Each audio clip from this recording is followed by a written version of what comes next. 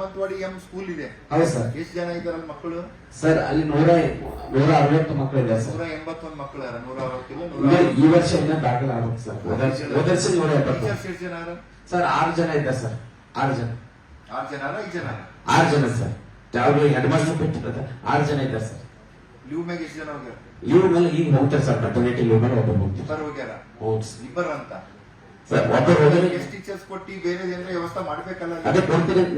Phone ಮಾಡ್ತಾರ ಅಲ್ಲಿ ಜನ. ನೀವು ಮನೆ ಕೂಡ ಮಾತಾಡಿ ನೀವು ಅದೇ ಕೊಡ್ತೀನಿ ಅಂತ ಕೇಳಿಸಿಲ್ಲ ಇನ್ನ ಸರ್. ಈಗ ರ್ಯಾಷನಲೈಸೇಷನ್ ಅದ ಸರ್. ಹೆಚ್ಚುವರಿ ಪ್ರಕ್ರಿಯೆ 2 ದಿವಸ ತಡೀರಿ. 2 ದಿವಸ ಆದ್ಮೇಲೆ ನಿಮ್ಗೆಲ್ಲ ಎಲ್ಲಿನ ಅಲಾಟ್ಮೆಂಟ್ ಅವಶ್ಯಕತೆ ಕೊಡ್ತೀನಿ.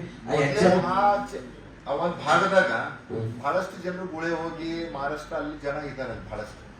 ಇದ್ದಿದ್ ಮಕ್ಕಳಿಗೆ ನೀವು ಒಳ್ಳೆ ಇದು ಕೊಟ್ಟಿಲ್ಲ ಅಂತಂದ್ರೆ ಆ ಮಕ್ಕಳು ಹಂಗೆ ಸರ್ ಕಂಪಲ್ಸರಿ HM SDMC ಕರ್ಸಿ ನಾನು ಹೇಳಿದ್ದೀನಿ.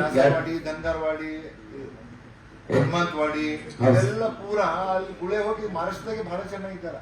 ಇದ್ದಿದ್ ಮಕ್ಕಳಿಗೆ ಅಲ್ಲಿಗೆ ಹೋಗ್ಬಿಡ್ತಾರೆ. ನಮ್ ಮುಂದೀಗ ಒಳ್ಳೆ ಶಿಕ್ಷಣ ಕೊಡೋದು. ನೀವು ಒಳ್ಳೆ ಶಿಕ್ಷಣ ಕೊಡ್ಲತ್ತೀರಿ ಮಾತ್ರ ಅಂದ್ರೆ ಅವ್ರ ತಾಯಿ ತಂದೆ ಇಲ್ಲ ನಮ್ಮ ಮಗ ಎಜುಕೇಶನ್ ಒಳ್ಳೆ ತಗೋತಾ ಇದ್ದಾನಪ್ಪ ನಾವು ಇಲ್ಲೇ ಇರ್ಬೇಕು ಅಂತಾರ.